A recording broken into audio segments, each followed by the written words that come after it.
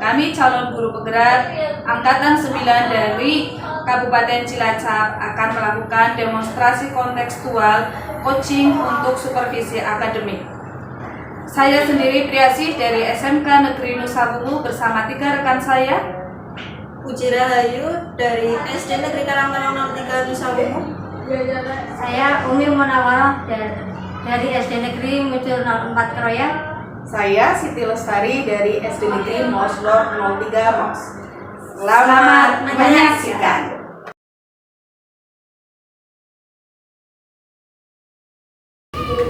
Assalamualaikum warahmatullahi wabarakatuh. Selamat siang Bu. Selamat siang. Bagaimana kabarnya? Alhamdulillah sehat, Mbak Tari sehat. Alhamdulillah. Ya, ini kan saya mau melakukan coaching Mbak Tari. Ya. Dan ini saya mau meminta bantuan sama Mbak Tari untuk menjadi observer nanti selama proses coaching begitu, guys. Oke. Berarti untuk kegiatan coaching yang akan dilaksanakan, posisi saya adalah sebagai observer ya. Ya betul. Sebelum kita melakukan coaching, berarti karena posisi saya sebagai observer ada beberapa hal yang perlu kita diskusikan dulu. Iya, Boleh? Iya boleh, sangat betul. Oke, berkaitan dengan kegiatan coaching yang nanti akan dilaksanakan, ada beberapa hal yang ingin saya sampaikan terkait dengan rubrik penilaian ya, Budi. Ya, untuk rubrik penilaian berkaitan dengan kegiatan coaching, nanti saat kegiatan coaching yang Ibu lakukan, posisi saya akan mengamati sebagai observer terkait dengan kegiatan coaching yang dilakukan. Kemudian ketika pelaksanaan coaching, ada beberapa yang saya nilai, saya lihat. Yang pertama itu kaitannya dengan alur tirta ya. Ya, apakah sudah sesuai dengan alur tirta atau belum? Itu yang pertama. Kemudian yang kedua, apakah coach sudah menyampaikan pertanyaan berbobot atau belum kepada coaching nanti. Kemudian nantinya juga saya akan melihat bagaimana respon dari coaching terkait dengan pertanyaan yang disampaikan oleh Putri. Kemudian yang ketiga adalah kemampuan berpikir kritis untuk menjawab pertanyaan yang disampaikan oleh Putri. Kemudian selain hal tersebut juga saya ingin merespon ataupun menanggapi pertanyaan yang disampaikan oleh coach ya.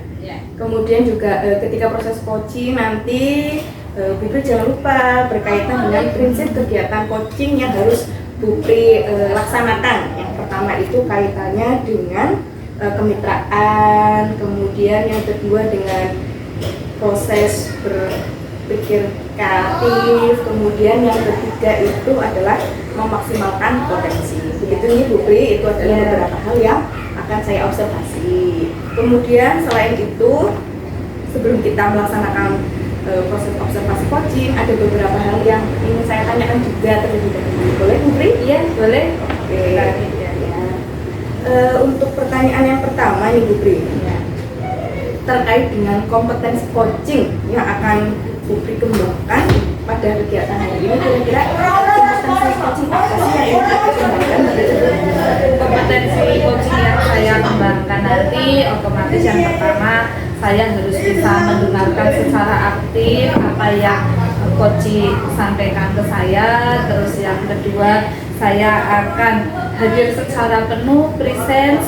Jadi saya nanti harus bisa secara utuh jiwa dan raga saya untuk kegiatan coaching begitu. Dan terus saya juga harus bisa nanti memberikan pertanyaan berbobot sehingga nanti ide-ide dari si coach bisa dan nanti diharapkan bisa untuk menyelesaikan masalahnya secara otonom dari si coach tersebut. Oke, berarti kompetensi yang ingin Putri kembangkan itu kemampuan mendengarkan aktif, kemudian kehadiran secara penuh saat coaching, dan juga memberikan pertanyaan yang berbobot.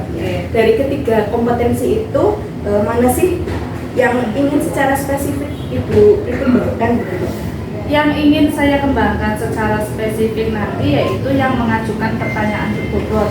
Karena pertanyaan berbobot ini nanti bisa digunakan untuk menggali ide-ide dari si coaching. Oke. Berarti yang ingin lebih dikembangkan itu kaitannya dengan kemampuan memberikan pertanyaan yang Iya, berbobot betul. ya, Ibu Iya. Pri. Oke.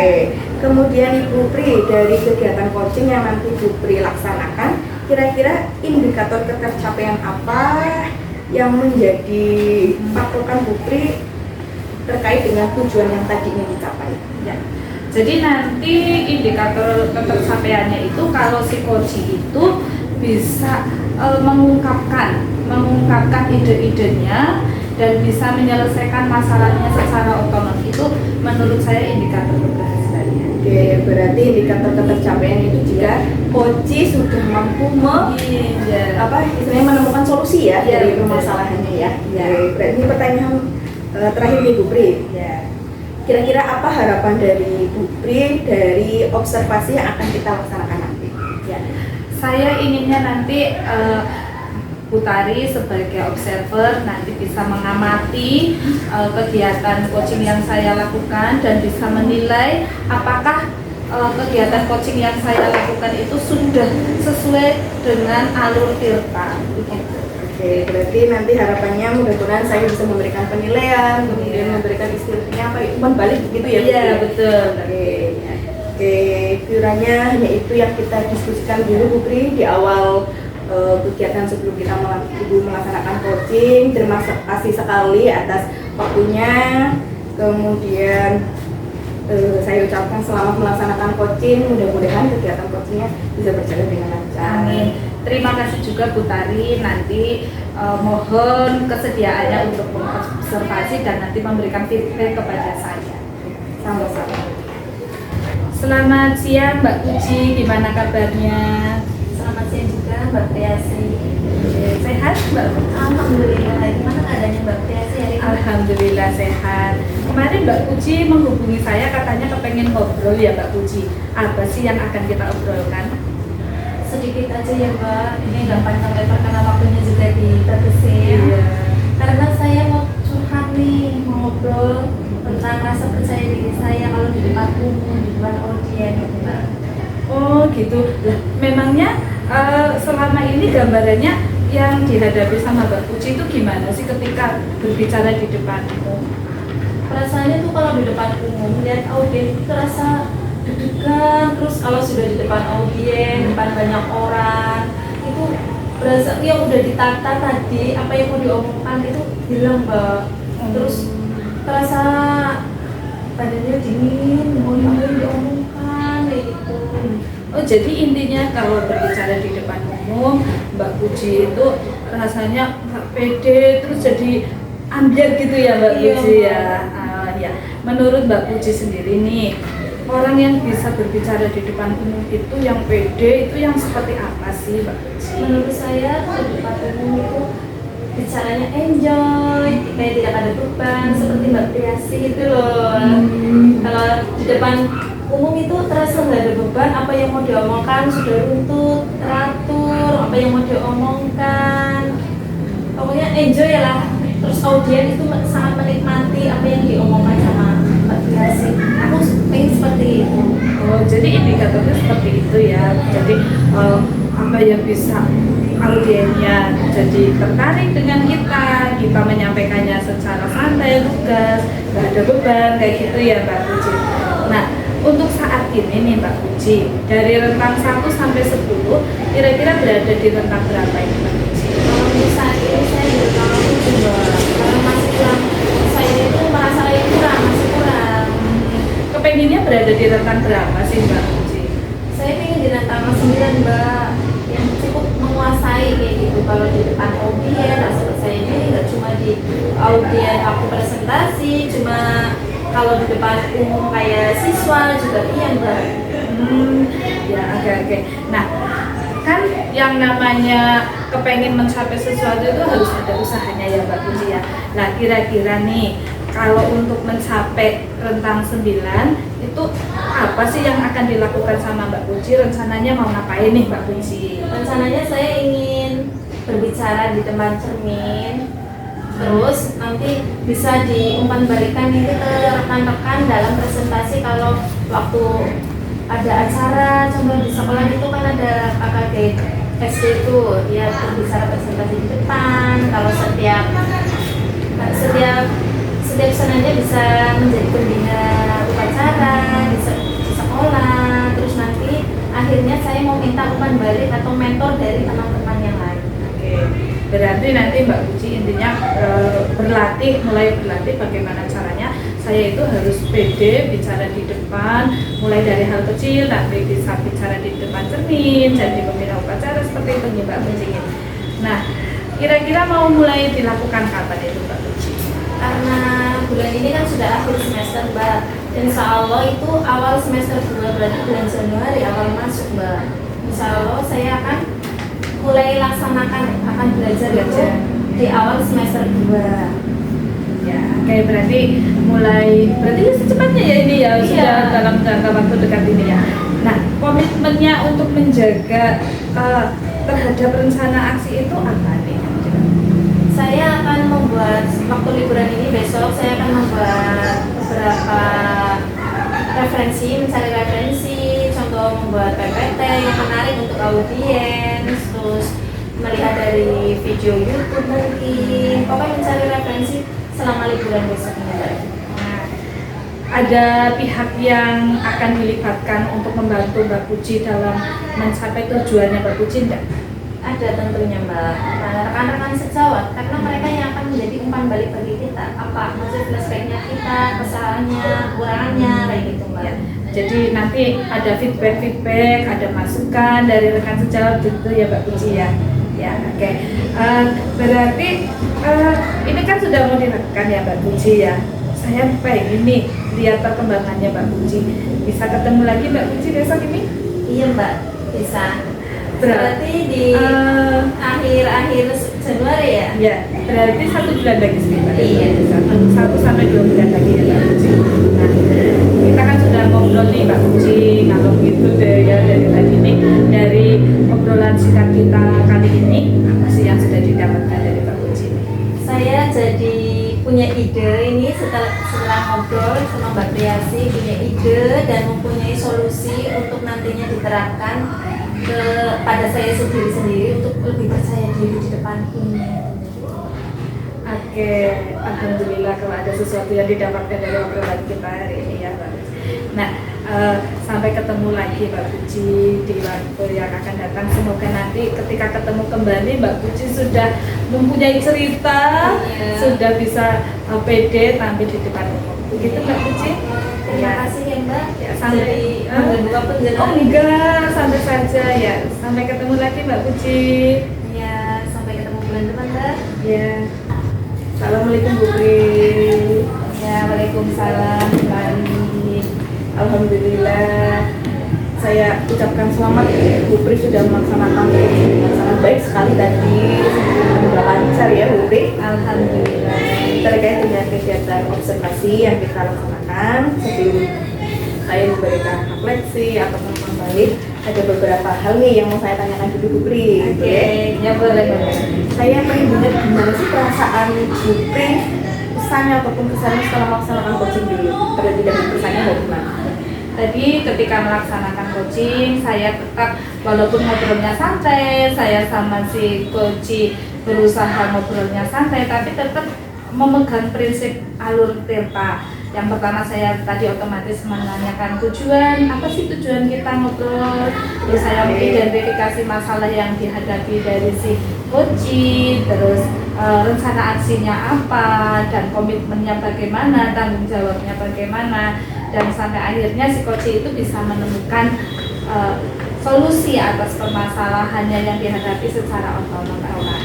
Berarti walaupun dilaksanakan secara santai tapi tetap menuju pada tujuan utamanya dengan alur kita itu ya Bu. Iya, Oke. Kemudian nih Bu, pertanyaan selanjutnya ya.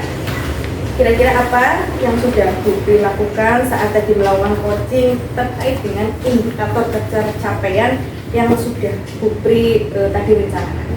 Ya, Tadi saya indikator ketersapaiannya yaitu tadi si coach sudah bisa menemukan solusinya yang tadinya dia punya masalah, katanya tidak percaya diri ketika berbicara di depan. Setelah saya berikan pertanyaan-pertanyaan berbobot, si coach itu bisa menemukan solusinya.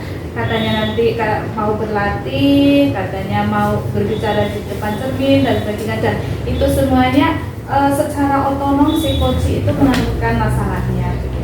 Oke, berarti istilahnya terkait dengan indikator ketercapaian sudah tercapai ya Bu? Sudah. Coach sudah menemukan sendiri solusi dari permasalahan yang dihadapi. Ya, Oke. begitu. Selanjutnya berkaitan dengan kegiatan tadi coaching yang sudah dilaksanakan, saya mohon izin menyampaikan hasil pengamatan yang sudah saya lakukan berkaitan dengan kegiatan coaching yang Bu Pri laksanakan di PNG. Ketika tadi Bu Pri melaksanakan coaching sangat luar biasa sekali. Terima kasih. Semua dilaksanakan secara istilahnya santai, kemudian mengalir seperti tinta air gitu ya Bu. Kemudian coaching juga secara otonom menemukan permasalahannya sendiri begitu nih. Kemudian terkait dengan alur tirta tadi berkaitan dengan tujuan di mana Bu Pri sudah menanyakan apa sih tujuan dari kegiatan coachingnya yang ingin dicapai, kemudian terkait dengan identifikasi permasalahannya juga tadi sudah digali dengan sangat mendalam begitu. Kemudian juga rencana aksi juga sudah digali dengan secara mendalam apa yang akan dilaksanakan. Kemudian terkait dengan tanggung jawab yang akan dilaksanakan oleh coach juga tadi sudah disampaikan. Jadi alur tirtanya itu sudah terlihat semua gitu, dari tujuan, identifikasi, rencana aksi, kemudian tanggung jawab. Kemudian berkaitan dengan kompetensi tadi, pertanyaan berbobot terkait kompetensi mengajukan pertanyaan berbobot itu saya sudah akui Bu Pri itu sudah memberikan pertanyaan yang sangat berbobot begitu nih Bu, sehingga coach sudah mampu menggali kemudian memberdayakan apa yang ada pada dirinya sehingga dia bisa menemukan sendiri solusi dari permasalahan yang dihadapinya. Itu sudah luar biasa sekali nih Bu Pri. Terima kasih Bu Tari. Kemudian nih Bu Pri, ada beberapa yang ingin saya tanyakan lagi nggih terkait dengan kompetensi. Apakah masih ada kompetensi-kompetensi lain yang ingin Bu Pri kembangkan begitu Bu? Pastinya ada, biar nanti saya bisa menjadi coach yang bagus saya gitu ya. Saya juga kepengen mengembangkan yang kehadiran secara penuh atau presence, karena kadang-kadang kalau banyak yang dipikirkan kita itu untuk hadir secara penuh itu masih susah dan harus harus dilatih lagi begitu. Menurut saya harus ditingkatkan lagi Bu Tari. Oke, berarti kompetensi lain yang dikembangkan adalah kehadiran penuh. Bagaimana ya. kita hadir secara penuh saat kita melaksanakan coaching gitu. Kemudian kira-kira apa langkah konkret yang akan Bu Pri lakukan untuk memenuhi ataupun mengembangkan kompetensi itu? Untuk bisa hadir secara penuh, nanti saya akan gimana sih caranya biar saya hadir secara penuh. Saya nanti mungkin bisa melihat YouTube, saya bisa mempraktekkan teknik-teknik yang ada di YouTube biar nanti saya bisa hadir secara penuh, dan mungkin saya juga bisa melatih fokus saya dan berusaha untuk mengesampingkan semua permasalahan, semua hal yang lain terlebih dahulu biar saya fokus dan hadir secara penuh pada si coach begitu. Berarti mulai dari melihat di YouTube, gitu, kemudian mencoba mempraktekkan teknik-teknik apa saja sih yang bisa kita laksanakan untuk melatih fokus kita ya. Iya, betul. Terakhir nih Bu Pri, kira-kira apa yang sudah Bu Pri peroleh dari proses observasi kali ini?